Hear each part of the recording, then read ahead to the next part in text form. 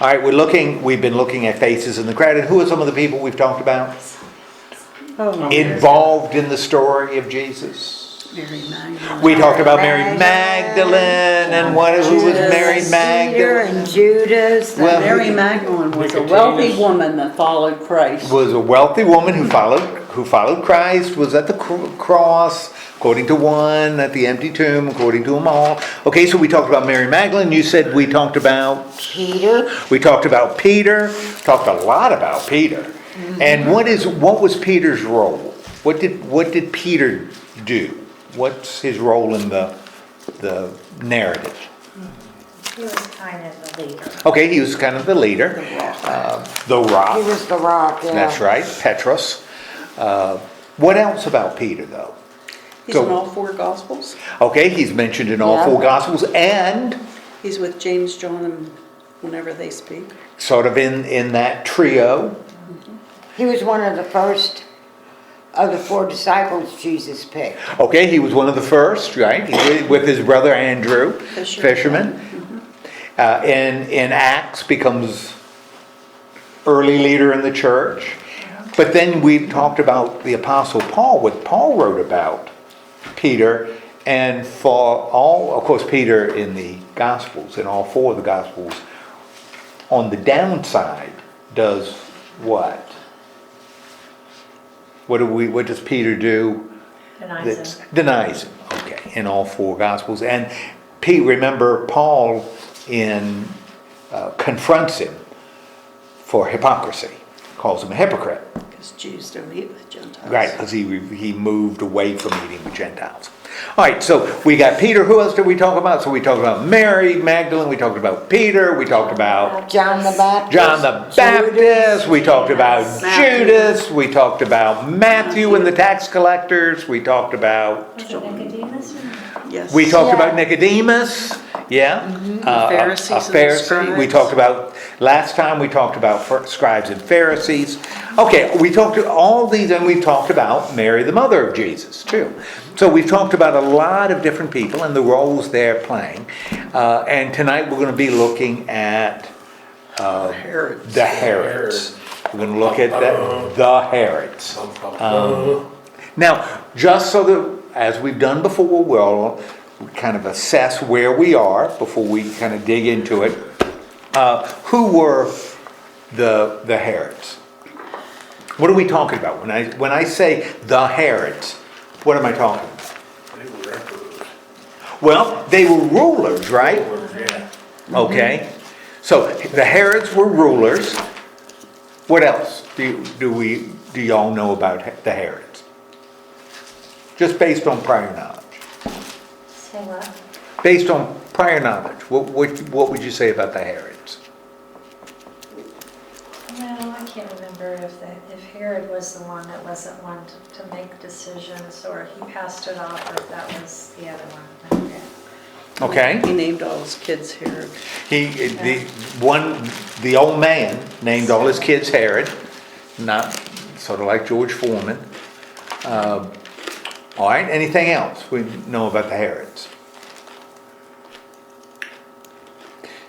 What role did the Herods play in the story, based on, again, prior knowledge? That said about killing the babies.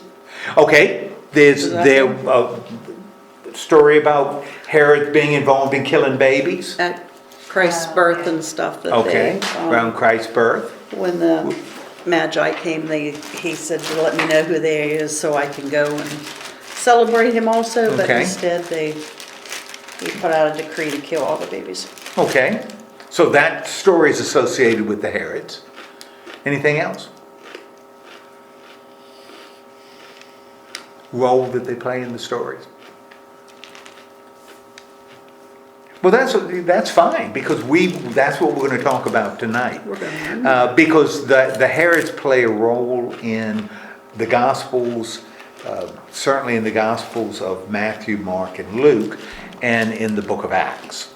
And because I'm calling them the Herods, that means there must be Generational. more than one Herod. In fact, we're going to be looking at 4 Herods that play a role in the story. Okay? All right. So, that's what we're talking about with the Herods. Just to get a little background on the different Herods. Now, all the Herods, but the old man in particular, Herod the Great, they weren't Jews.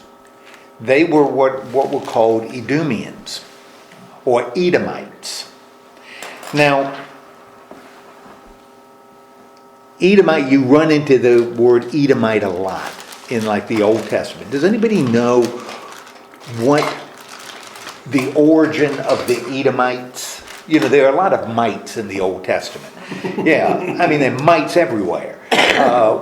Moabites, Ammonites, Well, I might eat a termites, bite of this on Magnolia. you know, all kinds of mites running around.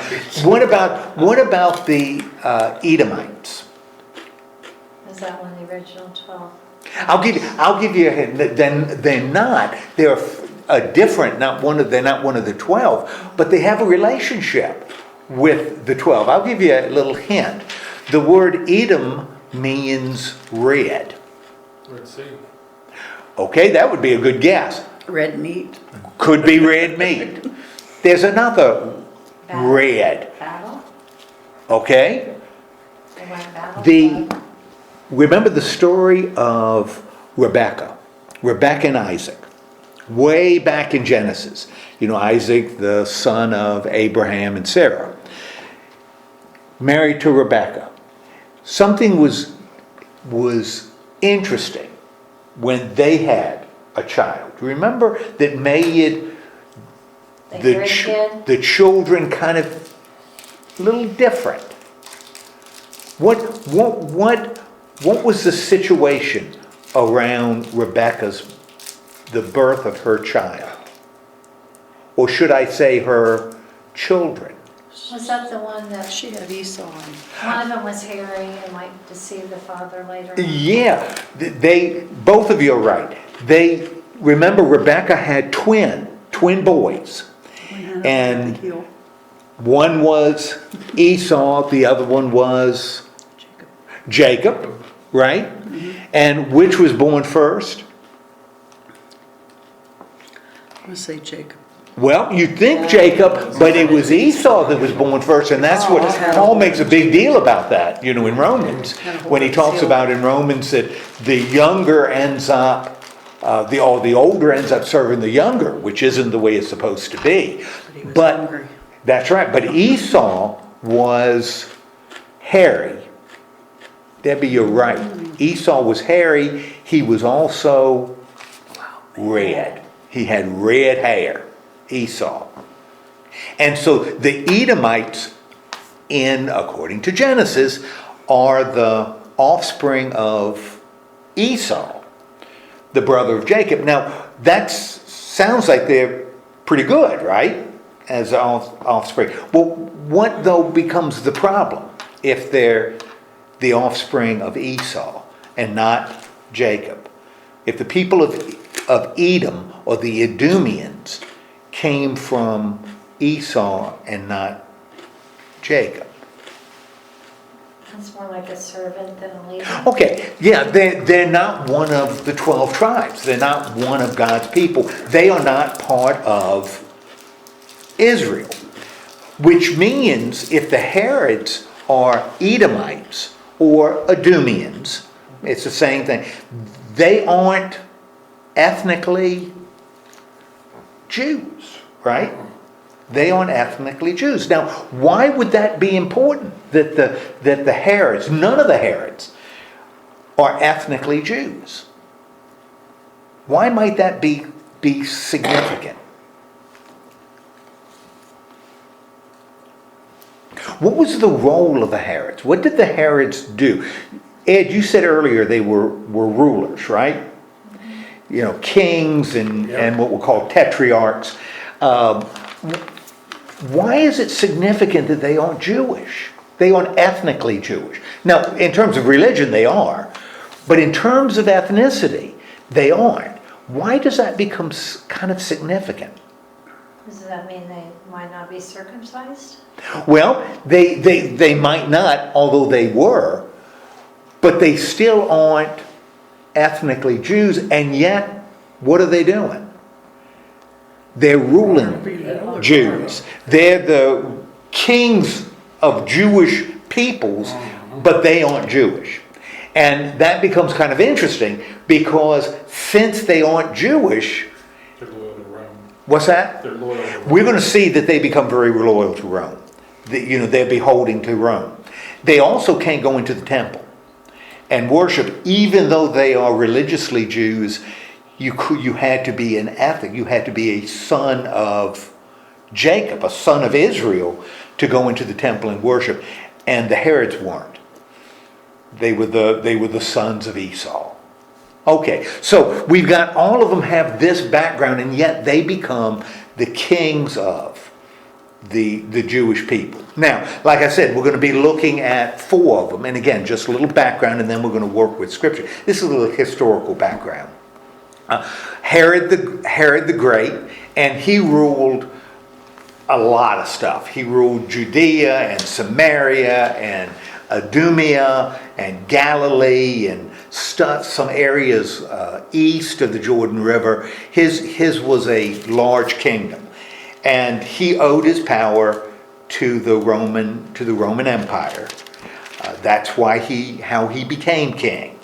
And Herod the Great loved building projects. He built aqueducts, and in fact, his biggest building project was a renovation and expansion of the temple. So, which becomes kind of interesting. Now, Herod the Great, he was disliked by both the Pharisees and the Sadducees, because the Jews, you could divide into little groups. Religiously, you had Pharisees and you had Sadducees. And what did we say the Pharisees believed? In law. Okay, Pharisees were focused on the law. That's the way they could determine their Jewishness, by their obedience to the law. What about the Sadducees? The temple. The temple. So the Sadducees saw the temple as most important, but the law was still important. But most important was the temple and the sacrifices. The Pharisees believed the temple was important, but what was most important is obeying the law. Neither group liked the Herods. Neither group liked the Herods. And when Herod the Great died, he divided his kingdom among his sons. And he had one named Herod Archelaus, Herod Antipas, Herod Philip. And so they all got pieces of his kingdom, and that was by his choice. Now, thinking about Herod the Great, how would you imagine, and he was the first of the Herods, so he started the dynasty. How do you think he got connected with the Romans? How would you think that this Idumean, this Edomite, would get connected with the Romans and end up being king of Jewish people? What would be some ways that you would think he might get connected with He the marry Romans? into it? What's that? Did he marry into it? Okay, that would be a possibility. In this case, he didn't, but that's a good answer. What would be some ways? That would be a way you could. That's not the way it happened with him. What else might connect Herod with the Romans? He used to work for him? Okay, So, yeah. and that's what it was. Now, how would he end up working for the Romans? What would you imagine he would do that would enable him to become king? And remember, we're talking about the Roman Empire before Christ. So we're looking at, 30 BC. Well, he said he's a builder, so he's probably a builder or stonemaker or something like that. Well, he was a man of authority, right? Because he's going to end up being king. What is the Roman Empire doing at that time? Before Jesus? What's happening to the Roman Empire? What do you think is happening with the Roman Empire? Trading Okay, they're trading, or taxing. taxing, they're expanding. We're talking about the time with Anthony and Cleopatra, going on. The Roman Empire is expanding. And Herod the Great was a guy, was just one of the people in the area that was helping the Romans expand. So he was involved militarily, politically, to enhance, to expand the Roman Empire. Now I said he was big so he became connected. Now why does that become important that Herod becomes connected with the Romans? Why would that be an important thing? To have power. Okay, because the Romans are the ones that have power. Now, Herod was smart and lucky because at that time you had all kinds of stuff going on in the Roman Empire. It's expanding. And Herod was fortunate enough to pick the right sides in the little civil war. Either that, or when he picked the wrong side, he was able to convince the winner that he would support them. For instance, Herod supported Mark Antony, and Mark Antony is going to lose to Octavius, is going to lose to the one who's going to become Augustus. And yet he was able to convince Octavius that that he could be loyal. So he ended up having this kingdom. Now, why do you think Herod would be so fired up about building things? Why do you think that would, given the fact that he was an Edomite, an Edomian, why would building things be important to Herod? Why would he put that as a priority? Why do you think? Ego, Okay, personal ego. because his name would go in the building. Okay, would go in the building. So that's certainly, I think that's involved. What else? Make money. Okay, making money. That's good. I said before that he was opposed by two major groups among the Jews. The Pharisees, both the Pharisees and the Sadducees.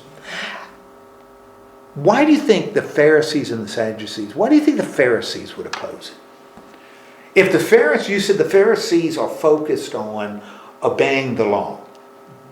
Why do you think the Pharisees would oppose Herod? Maybe because he wasn't ethnically Jewish. Okay, he wasn't ethnically Jewish.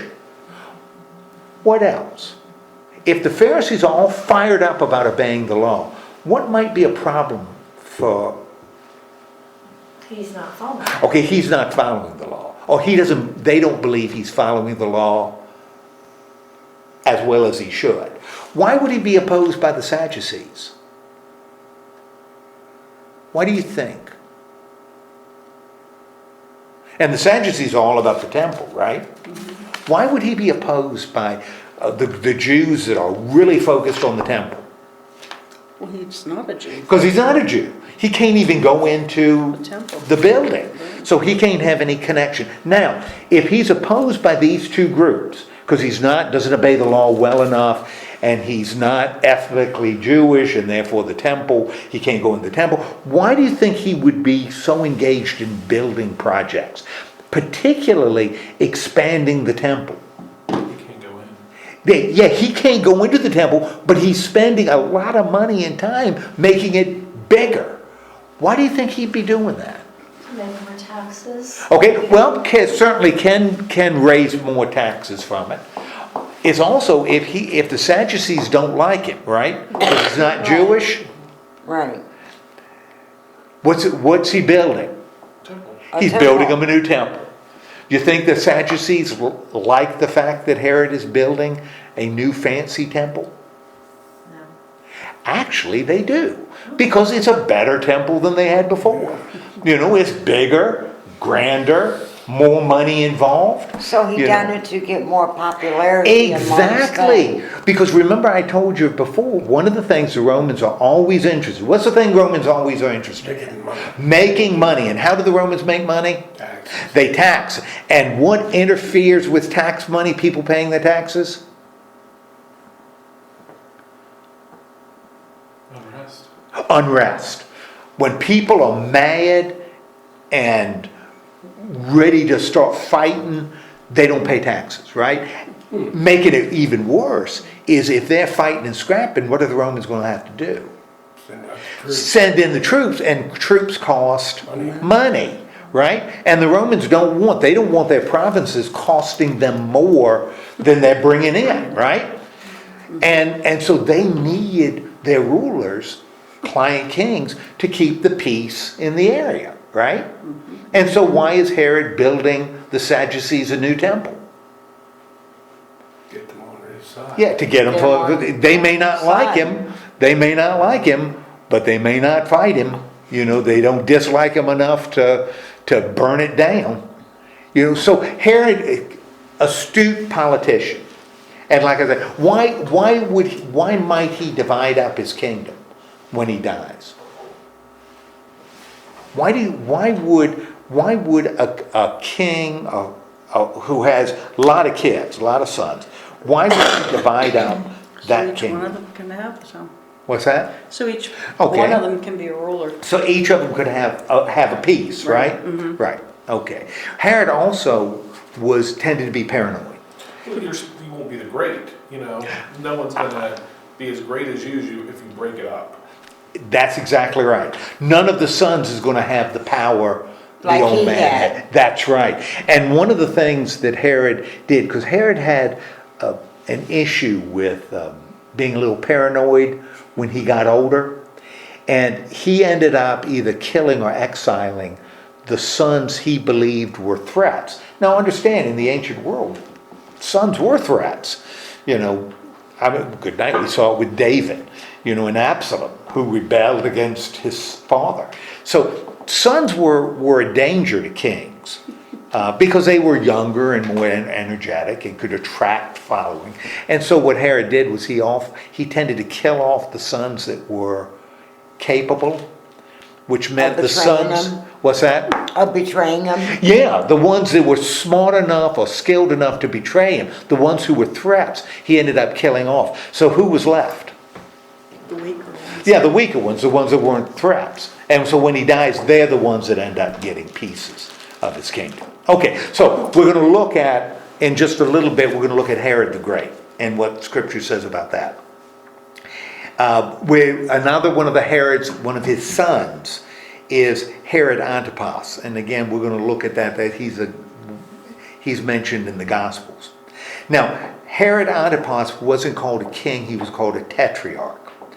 And he ruled not the whole kingdom, because the whole kingdom was divided up, but he ruled two pieces of it. One piece was called Perea, and Perea was east of the Jordan River. Another part of the kingdom that we know about, or we've heard, is an area called Galilee. So Herod Antipas was like king of Galilee. All right. Now, why does that become significant, that he's king of Galilee? How do you think, what role do you think he's going to play in the story if Herod Antipas is king of Galilee? Probably central, Okay, he's going to play, why would he play a central role? because that's where the story's taking place. That's where a lot of the story's taking place. And that's exactly why Herod's going to be, this Herod's going to be important. He isn't king in Jerusalem, he's not king in Judea or Samaria, it's in Galilee. Now, we're going to see in just a little bit when we look at the biblical story, Herod Antipas gets himself into a little bit of trouble by his choice. He ends up marrying, do you remember who he marries? That gets him into trouble? His sister. He marries his half-sister, whose name, of course, is Herod. Herodias. Okay, and that's terrible. Don't you think that's terrible, marrying your half-sister? Oh, that's awful. But his half-sister was also married to her half-brother, and it won Herod Antipas. It was, would have been Herod's oldest, Herod the Great's oldest son, whom Herod eliminates. So he ends up marrying his brother's widow, who is also his half-sister, Herodias. Now, that's a kind of sordid thing, right? And we're going to see one of the great preachers of the New Testament thought that was a bad thing to do. Who would you, and we've already talked about it. Who thought it was a bad idea that Herod married his half-sister? Or Herod married his brother's wife? That's going to be the big issue. It's not Paul, somebody in the Gospels.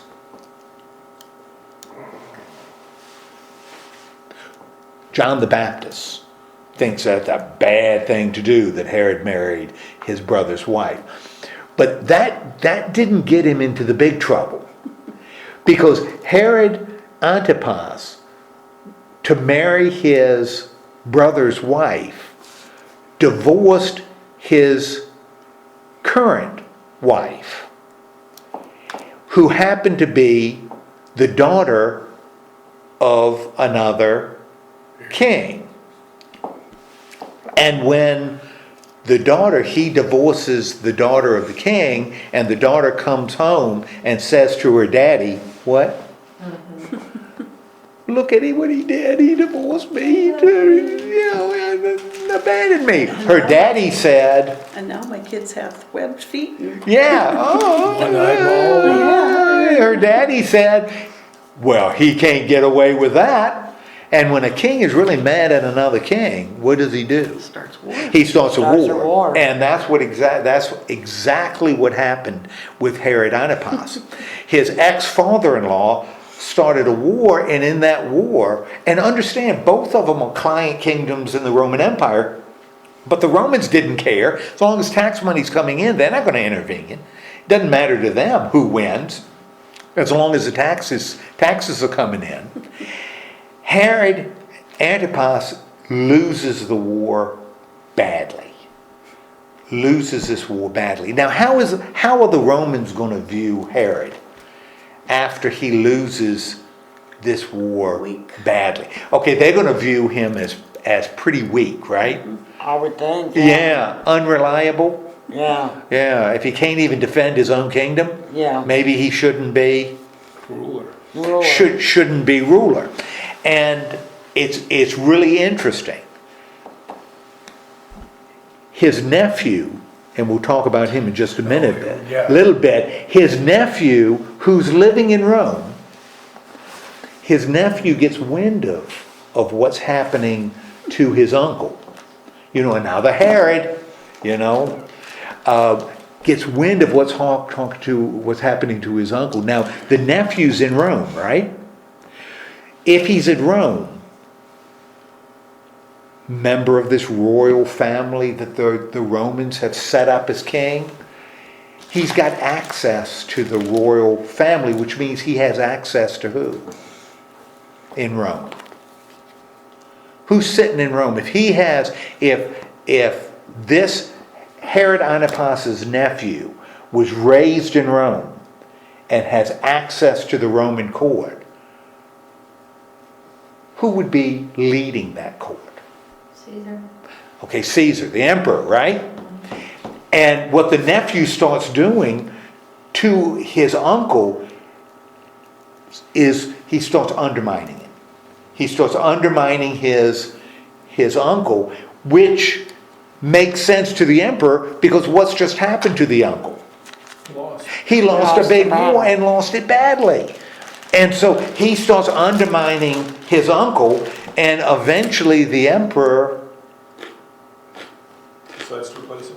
replaces it, fires it, and moves him out to Gaul, France, and sits him in a little town in Gaul. So Herod Antipas, his reign is over. He's shipped out. Now if the nephew is doing that, what does it tell you about the nephew? If he undermines his uncle, what does it tell you about him in terms of personality? He might be more like his granddad. He might be more like his granddad, right? In what way? Strong. Strong. What else? Powerful. Granddad. More powerful. Better leader. Little more ambitious. His name is Herod Agrippa. Herod Agrippa. And he's mentioned in the book of Acts. Herod Agrippa is raised in Rome, therefore has access to the royal court, undermines his uncle, right? And what if he has access to the royal court and he was raised, and we're talking about a time when Augustus is emperor, and then Tiberius is emperor, and then Caligula, and Caligula is crazy, is emperor, and he knows all of them because a lot of them he was raised with. You know, he grew up with some of these guys. How do you think they would view him, the Romans? How do you think the Romans, if Herod Agrippa, and by the way, Agrippa, the name Agrippa, you know, Agrippa was the Roman general who led the Roman armies that defeated Mark Antony, Marcus Agrippa. So he was named after this famous Roman general. Man, that's kind of sucking up to the Romans, right? How do you think the Romans would view him? Favorably. Would view him favorably. And so we've got Herod Agrippa. So you said strong leader, powerful, like his grandfather. And what the Romans did was the Romans gave to Herod Agrippa the kingdom that the old man had. So he ends up having not a piece of the kingdom. He ends up having The whole kingdom? the whole thing. The whole thing. The whole pie. Now understand, for a while, one of Herod's, and didn't mention it, one of Herod's sons, because you know he divides up his kingdom. The one that got Judea, Samaria, and Idumea was Herod Archelaus. But he was so incompetent, he was only king for about 4 years. And he was fired and shipped off somewhere else. And that's when that area became a Roman province. And that's what we see a lot in Acts. So it was taken away from the Herods and taken over by the Romans. Herod Agrippa, the Romans give it back to him.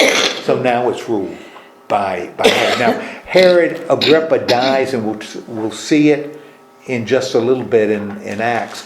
He ends up dying he dies in Caesarea at a huge circus party for the emperor, in honor of the emperor. He dies, don't know how, but it's written about in Acts. Now his son is also named Agrippa, and that's why you got Herod 1 and Herod 2, and he's mentioned in Acts. He was also raised in Rome, but when Herod Agrippa dies, the first dies, his son doesn't get the whole empire.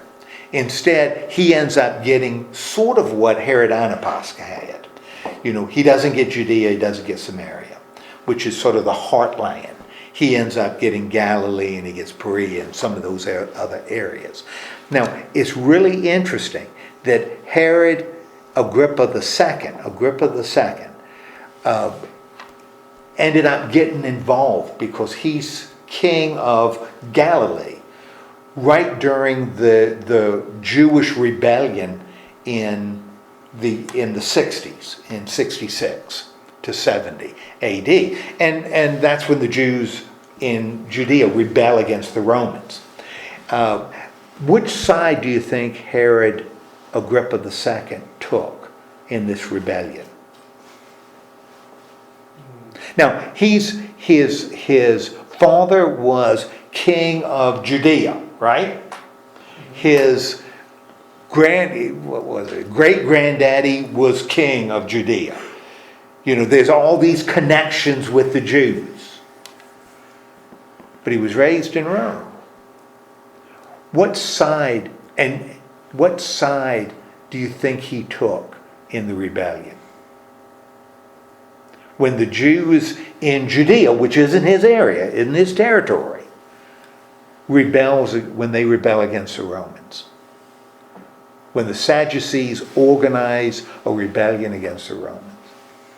He ends up siding with the Romans. He ends up siding with the Romans and even raises an army to fight with Vespasian in Judea. So he becomes. Now, why would this Agrippa Herod Agrippa II. Why would he side with the Romans? I mean, why would he do that?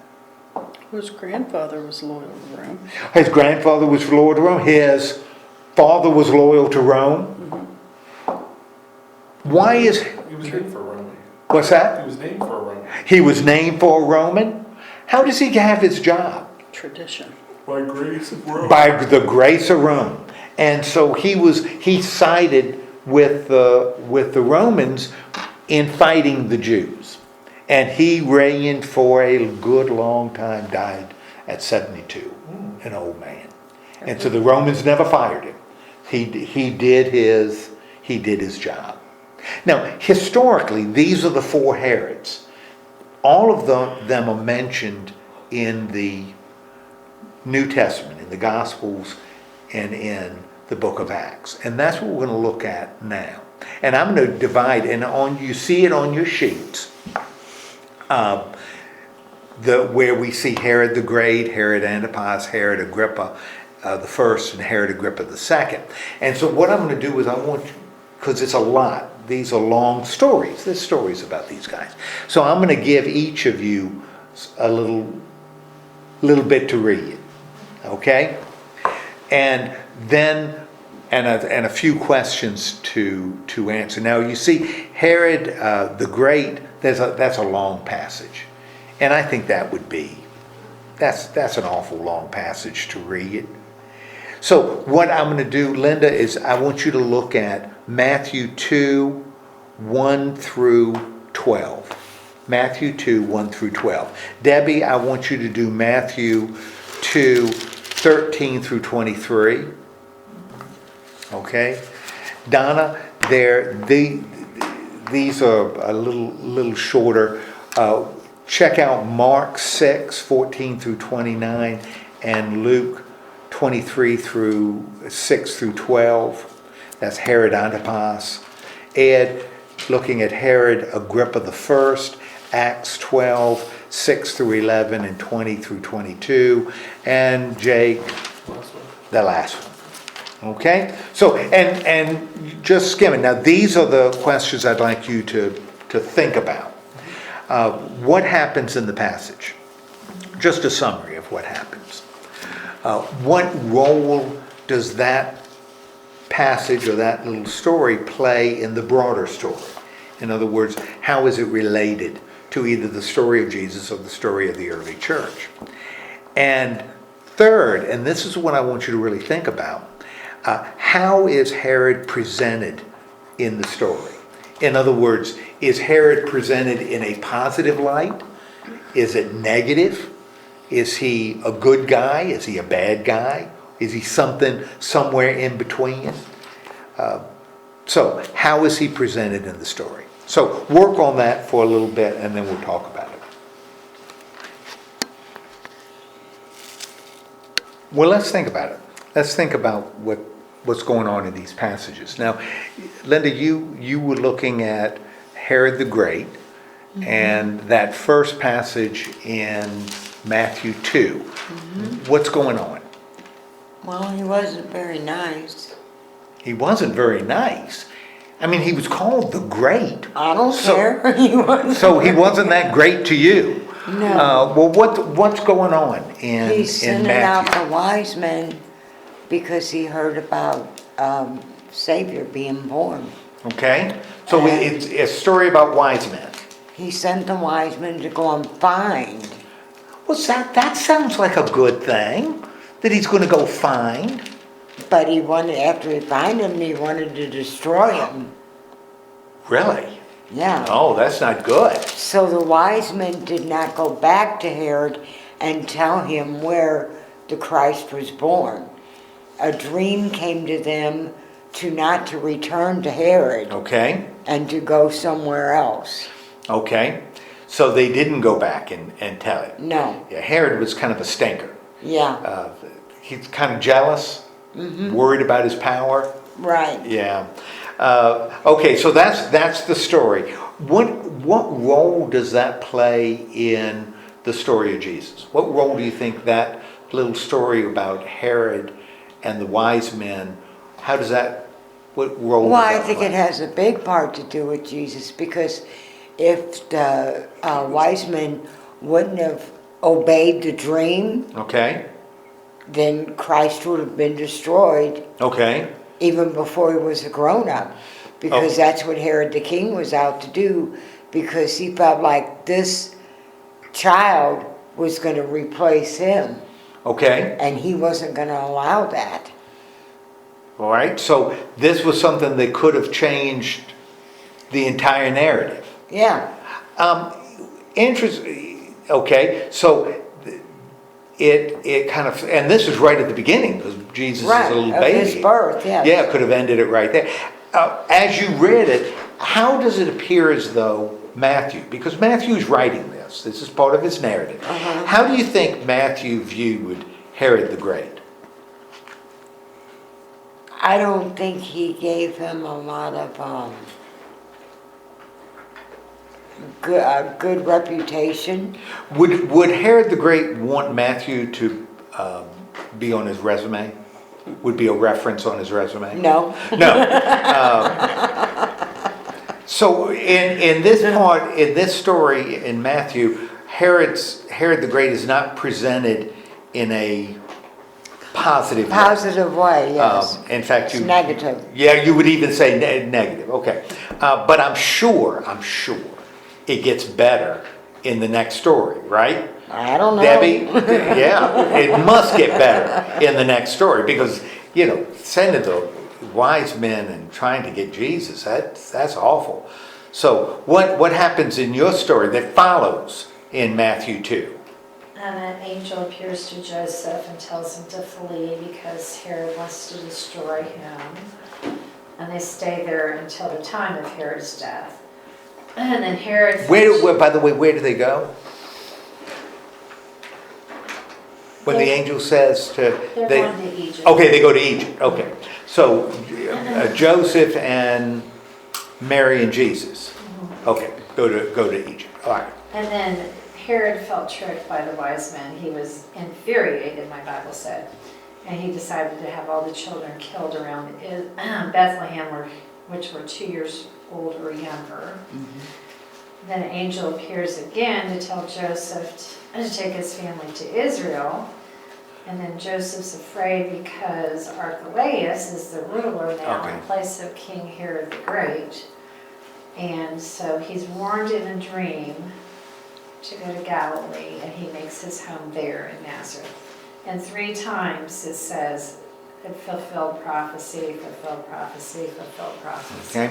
Okay. So Herod the Great, the same one with the wise men, he gets ticked off, right? Yeah. Mm-hmm. And what does he end up? What did you say he ended up doing? Killing children. Killing children. All the children? Around Bethlehem under 2. Boys and girls. Oh wow. Now, and Jesus goes to Mary, Joseph, and Jesus go to Egypt, and then later they come out of Egypt. Did you say in the story? Okay, and go to Galilee. Okay. What role is this playing? Do you think this is playing in the story that Matthew presents about Jesus? Well, I have written in my Bible from a prior study, I'm sure. Who would have told you that? Who would have talked about that in Israel a prior story? also fled Egypt. Oh my goodness gracious! I have no idea who my told me. Yes. Where did Israel go to Egypt? What story was it where Israel ends up going to Egypt? Where do we find that story? Israel and Egypt. Genesis. In Genesis, right? And with Joseph Yeah. and his amazing Technicolor Dreamcoat, brings his father and his brothers to Egypt. So Israel goes to Egypt, and Mary, Joseph, and Jesus go to Egypt. And Herod does what to the kids? Has them killed. Yeah, has them killed, which sounds a little bit like another story about children being killed. Moses. Moses and the bulrushes. another thing there. And at the end of that, when Herod dies, Herod the Great dies, an angel tells Joseph to do what? To come out of Egypt. Jesus goes to Egypt, just like Israel. Children are killed, just like Pharaoh did to Moses in Israel. And then Jesus, Mary, and Joseph come out of Egypt. Did that ever happen to Israel? That they came out of Egypt? Yeah, like it's called the Exodus. It's called the Exodus.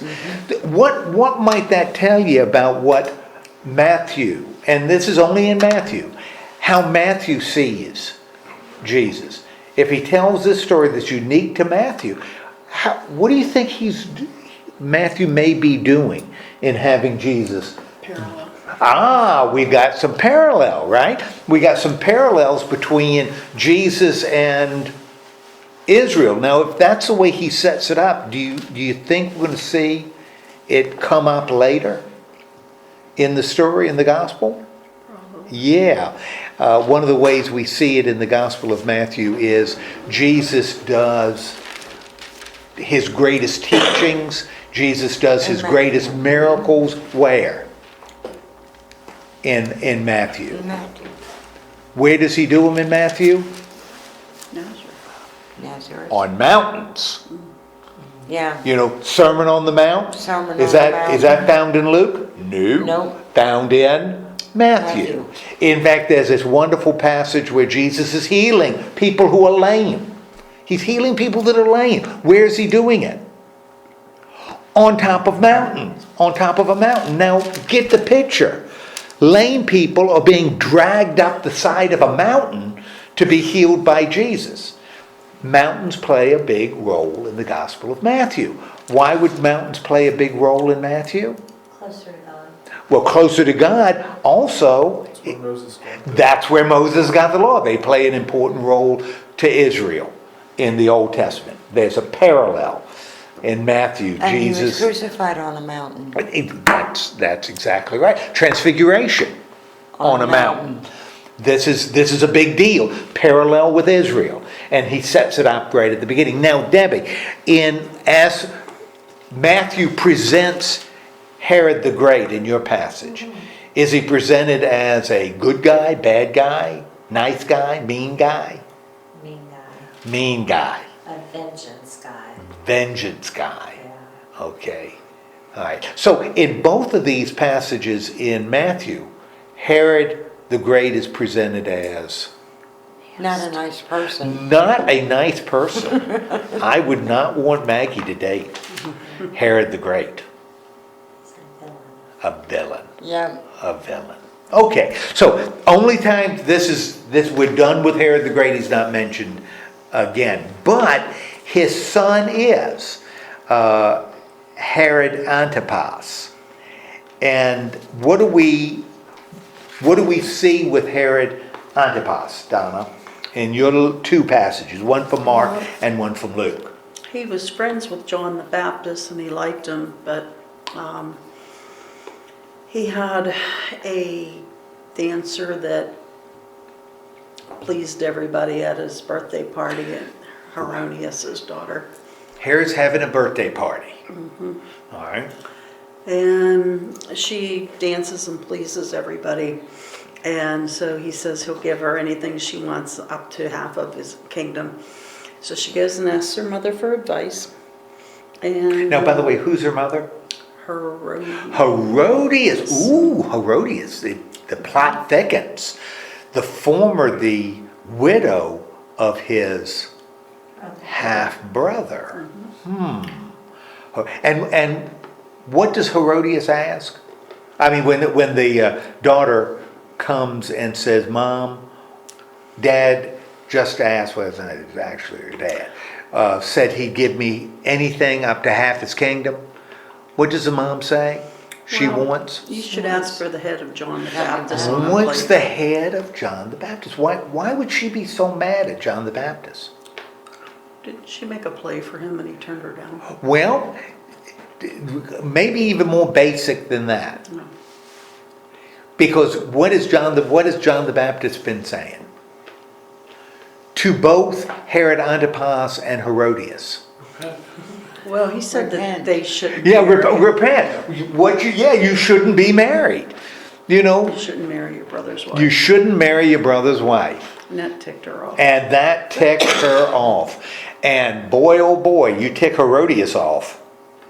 You know, you've been ticked. You've really ticked her off, because Herodias is going to say, Head on a platter. head on a platter. All right? So that's one. Now, what ends up happening? So she tells him that, and so they go and kill him and bring his head on the platter, and she takes it to her mother. Okay. They boiled it, and they had cabbage with it for supper that night. It's not in your. Oh, it's not in there. Okay. I was wondering. I didn't remember seeing that. Okay, so that's Herod Antipas. The first little story. The other one you looked at is from Luke, and the reason I gave the Mark passage, this story is also in Luke, but really condensed. There's none of the dancing and that kind of jazz. Just that he had John the Baptist beheaded. What's the other one from 23 in Luke? It just says about how, well, it ends with Pilate and Herod become friends that day because they're trying to figure out, Jesus has been doing healings and so forth, and then they're interested in seeing that. Where is this in the story, in the gospel? Got Luke 23. How many chapters does Luke have? More than 23. Has more than 23. How many more? I think it's 26. How many more chapters does Luke have after chapter 23? 20. Has one, because yeah. 24 is it, and 24 deals with resurrection. That's where it starts. So if we're in 23, where are we in the gospel story? Climax. We are near the climax. What's about to happen in 23?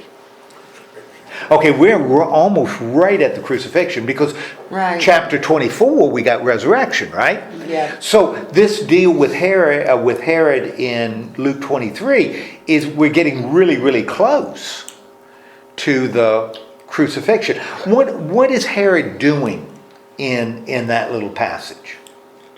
He becomes friends with Pilate. But he tries to push it off that he doesn't have anything to do with it. That Pilate's trying to push Jesus off. Is that what you're saying? They're trying to push it off on Pilate. yeah, he's trying to make Pilate out to be the bad guy. Okay. How did Jesus end up in front of Herod?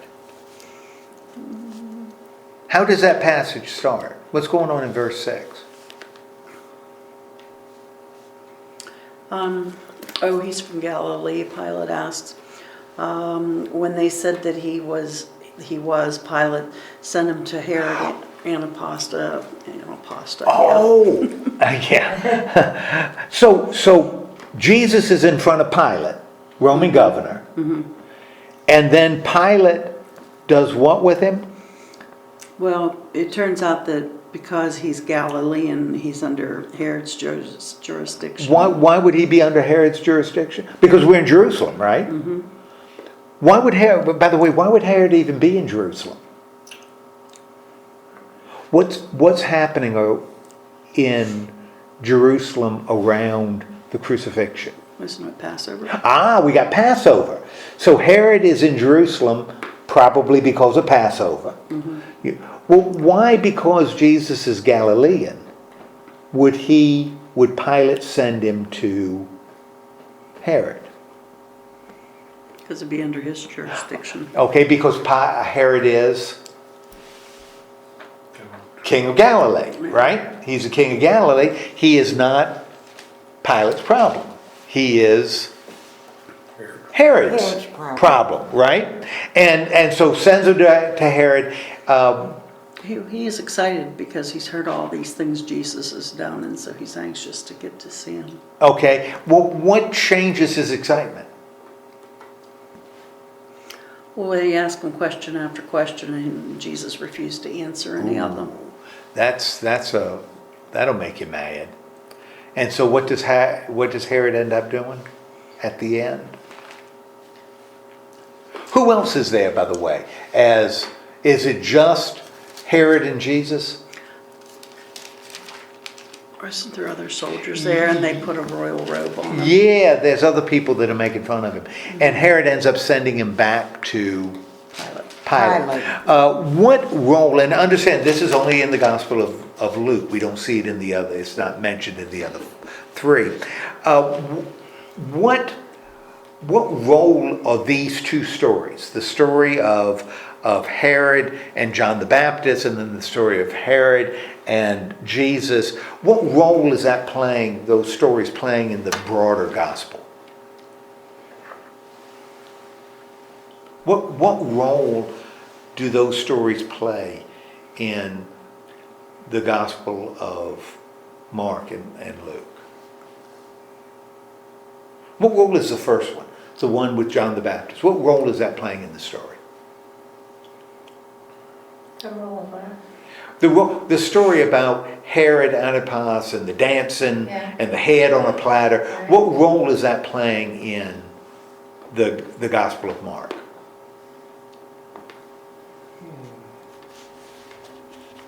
Why is it there? Why would Mark put it there? What purpose does it serve, do you think? The story of... Showing the kind of person he was. Okay. That he had authority, to do things, but then yet it wasn't something he really wanted to do. Okay.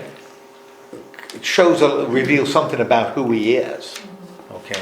What about the story in Luke about him questioning Jesus? What role is that playing in the Gospel of Luke? Why is it there? Luke didn't have to include it. Why would he include it? To reinforce his innocence. How is Herod presented in those two stories? Now, you said his daddy, Herod the Great, was presented as a stinker, right? A really bad guy. How is Herod Antipas presented here? Is he presented as bad as his dad? No. No. How is he presented? Well, he's interested in hearing about Jesus. He wanted to see him perform some signs, so he's curious. And he's also, in the first story, he was just a little bit more sensitive to wanting to hurt on the Baptist. Okay, so in both cases, he really wanted to hear John the Right. Didn't you say that? That he wanted to enjoy talking to John the Baptist. And when he's examining Jesus right before his crucifixion, he's excited to hear what Jesus has to say. And yet in both cases, he sends John the Baptist and Jesus to the death. So what does that show about Herod? He's a people pleaser. Yeah. A people pleaser. Why would you call him a people pleaser? Because he gave into the people. Okay. Do you think he wanted to kill either one of them? No, Didn't want to, so why did he do it? because he was an authority, and if he didn't do what they wanted him, when they called out, no, give us Barabbas and all that, then they would look down upon him. Okay, so he showed a little bit of weakness. Yeah. All right, so maybe he wasn't qualified to be a king. Remember I told you this was a guy that, because he divorced, ended up losing a war and they fired him. Maybe this is in keeping with his general weakness. Maybe he's not king material, Herod Antipas. What about Herod Agrippa?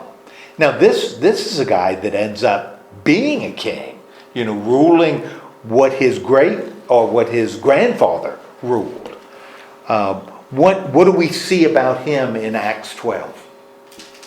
Tell me what's going on there. He had killed James and John, and he arrested Peter. Okay? Put Peter in prison. Whenever Peter was in prison, the angel came and released Peter from the soldiers that he was bound to and took him out of the Okay. city. Okay, so the story about Peter in the prison and the jail and But Peter didn't know whether it was a dream or whether it really happened to him. And when he came to himself, when he came about himself, he said, "Now I'm sure that the Lord has sent his angel and rescued me from the hand of Herod and from all the Jewish people." I don't think Herod was really. He wasn't really liked either.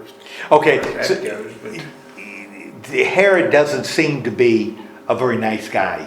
if you're a Herod, you're, Yeah. well, Well, what ends up happening to Herod? they had a feast. Okay, they're having a Long feast. robes. Rather than sat on his throne, Okay. and what did he? I know he could turn. He was eaten by worms. What ends up happening between him sitting on the throne and being eaten by worms? Because that's not a good way to go, being eaten by worms. What ends up happening?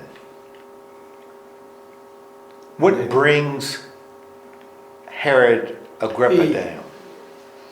Didn't give it. He wanted all the glory. He didn't want God to have all the glory. What were the people yelling?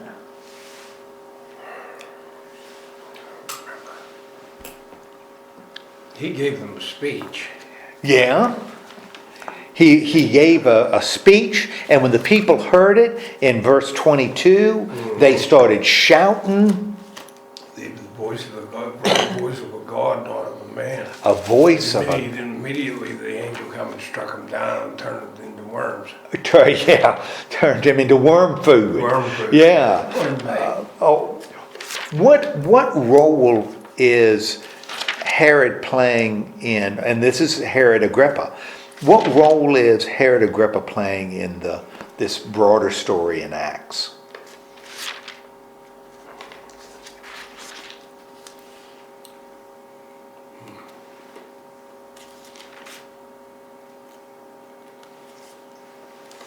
Well, let me ask, how is he presented?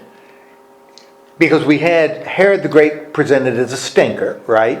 In Matthew. We see Herod Antipas, his uncle, presented as really weak, kind of well-meaning, but sort of weakish. How is this Herod Antipas, the first Herod Antipas, the Herod Agrippa, how is he presented? Is he like his uncle? No, he doesn't seem weak. No. He was a strong ruler. Seems like he's strong, king material. What's his problem? What would seem to be his problem? Because an angel strikes him down.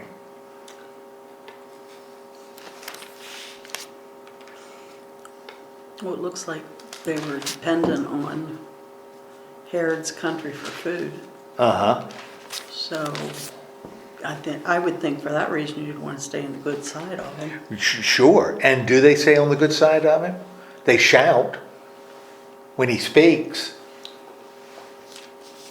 This is a voice of a God and not a person.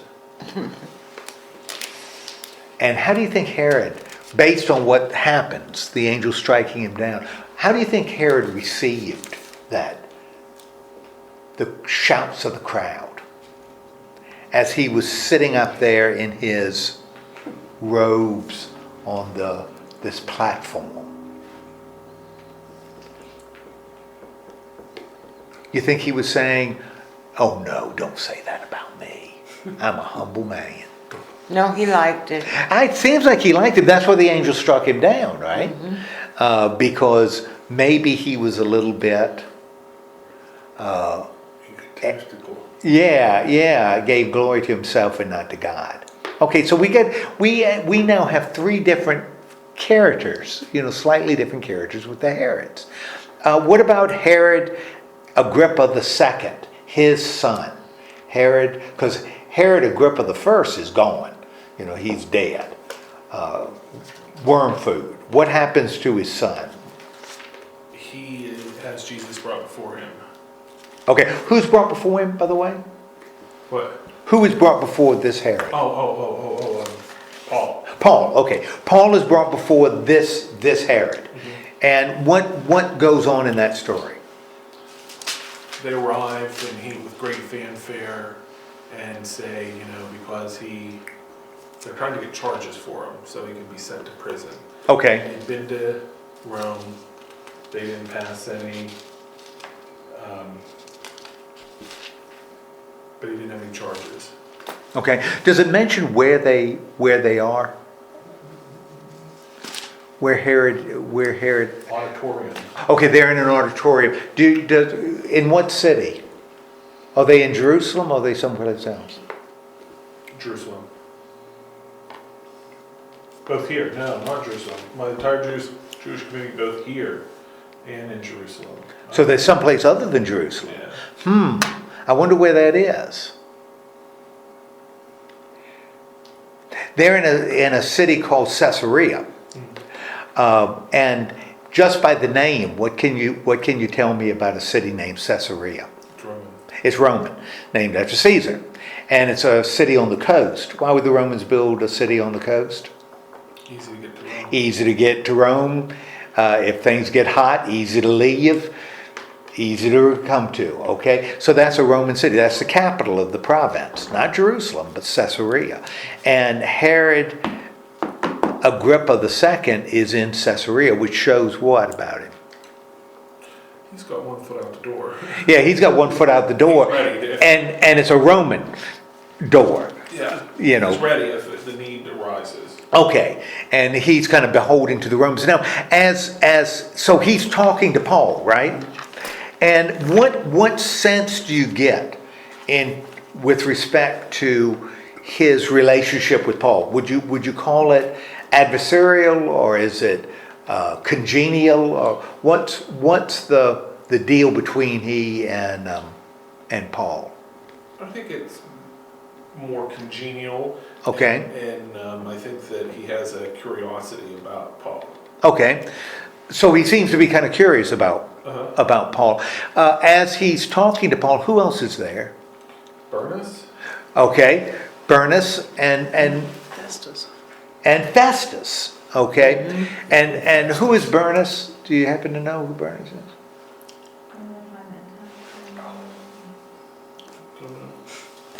It's his sister. Burnus is his sister. But who is Festus? He is the governor. He's a Roman governor. So Herod is with the Roman governor talking to Paul, which kind of then explains why when the Romans and the Jews are fighting their war, Herod Agrippa II sides with the Romans. As you look at this, what would you say about his character? This Herod, good guy, bad guy, stinker, hero. How would you describe him? I think he kind of is indifferent. Okay, indifferent. Hostile? No, it doesn't seem to be hostile. But just not willing to sign his name. Yeah. Yeah, sign up. Now, all of these are different Herods. According to, as we look at the Gospels and the way the Gospels present him, what can we say about Herod the Great in just a sentence? What would be, or a limited number of words, what do the Gospels tell us about the old man, Herod the Great? he was the greatest of his dynasty. Okay, he was a beginning, yeah, the greatest of the day. He began the dynasty because of his warm, engaging personality, his love for the people, his kindness and His love compassion. right, and to build temples. Yeah, okay, he's a big builder. How did the Gospels portray this guy? Herod the Great. Not loving. Not loving, the killer of kids. He is not a good guy. What about his son, Herod Antipas? What do the Gospels tell us about him? We know historically that he ends up getting in all kinds of trouble, fired by the Romans because they don't think he's He very was competent. a weak ruler. Yeah, okay, that he was kind of a weak guy. Okay, what about Herod Agrippa the First, the nephew of Herod Antipas? More like the than More like the old man than than his uncle. What about Herod Agrippa the Second, his son? I think he seems like a person that takes, always taking the path of least resistance. Okay, taking the path of least resistance. Interested in maintaining the status quo. And what would the status quo be? Roman rule. Okay, so he's willing to be a client king of the Romans. That's all right. Client? A client king. That he's connected. The Romans allow him to be king. He's a client. And as long as he makes sure the taxes are collected and there's peace in his territory. He's going to do his best to please the Romans. Wants to please the Romans because his job depends on it, right? Now, so you wouldn't see this Herod Agrippa rebelling against the Romans. No, he'd be satisfied with where he is. Right. Living a long life, dying in his bed. What about his daddy? Might his daddy rebel against the Romans? Herod Agrippa the First? Okay. What about Herod Antipas? Probably no too. Yeah, probably no too. He's kind of a mess. Kind of a weak. He's kind of pathetic. Herod Antipas, and of course Herod the Great kind of got his start with the Romans. Okay, these are the Herods. All of them play a role in the gospel story, but their personality and role is slightly Different. different, Yeah. right? And I think it's also interesting that three of them are mentioned by Luke, particularly by Luke, but not the old man, not the worst of the bunch, but the other three are mentioned in Luke. And in Luke, the Romans tend, and we'll talk about the Romans next week, the Romans tend to come off a little better in the Gospel of Luke, which means the Herods mentioned in Luke come off a little better than the Herod mentioned in Matthew. But we'll talk about that next week. Next week we'll look at Pontius Pilate, and his Roman buddies. His Roman connection. His Roman connections. Okay. Any questions about the Herod family? And by the way, after Herod Agrippa II, the Herods are done. He's the last of the dynasty, and we no longer have client kings. The Romans don't have these client kings ruling in Palestine. So, okay, let's have a word of prayer and then go home. Lord God, thank you so much for giving us this time together. Remind us that these Herods play a role in your story because they encountered Jesus and those in the early church. So help us as we read the story appreciate the part they played. In the name of Christ we pray. Amen. Okay, thank you.